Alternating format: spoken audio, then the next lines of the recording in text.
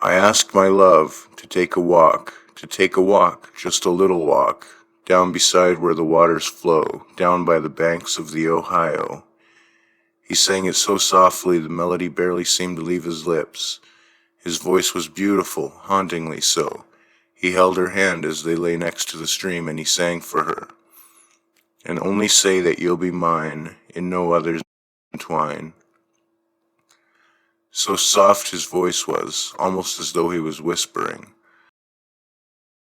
While he needn't anyone else hear him sing, the song was, after all, for her, so he didn't need to belt out the tune. He turned and looked at her. He was overcome with the rush of warmth people call love.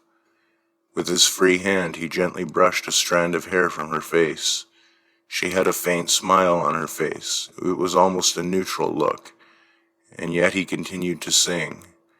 Down beside where the waters flow, down by the banks of the Ohio.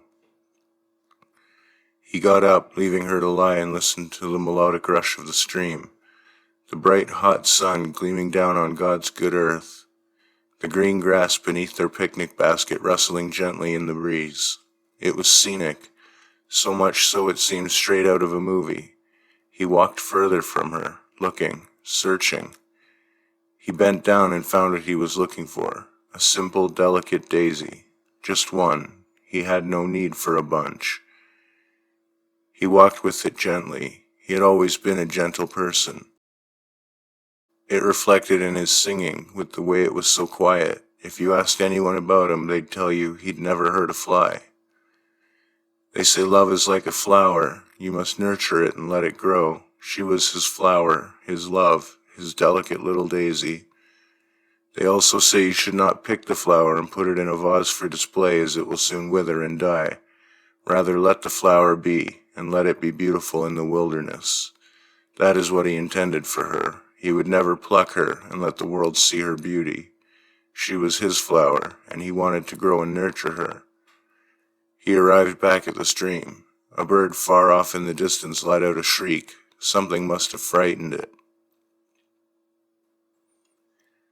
He hadn't wandered far from the stream, and once back next to her he lay down, daisy in hand, head on the grass, breathing in her scent deeply as he lay next to her. Just as the flower in his hand had a beautiful smell, so did she. He placed the flower in her hair, further beautifying her, a flower for his flower.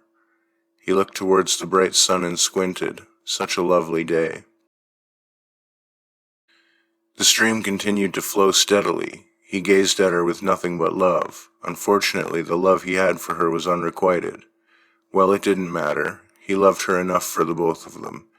He threw the knife into the river as he got up and walked away, leaving her there in her beauty, flower in her hair, young and beautiful, pale skin due to loss of blood flow, but still beautiful.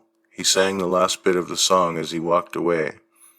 I held a knife against her breast, as into my arms she pressed. She cried, "Good God, don't you murder me. I'm not prepared for eternity." I wandered home 'tween 12 and 1. I cried, "My God, what have I done? I've killed the only girl I love, for she would not want to be my bride. And only say that you'll be mine, and in no other arms entwine. Down beside where the waters flow, down by the banks of the Ohio. If he couldn't have her in life, he'll have her in death." It was a secluded bit of the river. He could come visit her any time he liked. He'd never have to fear losing her to anyone. She was his forever.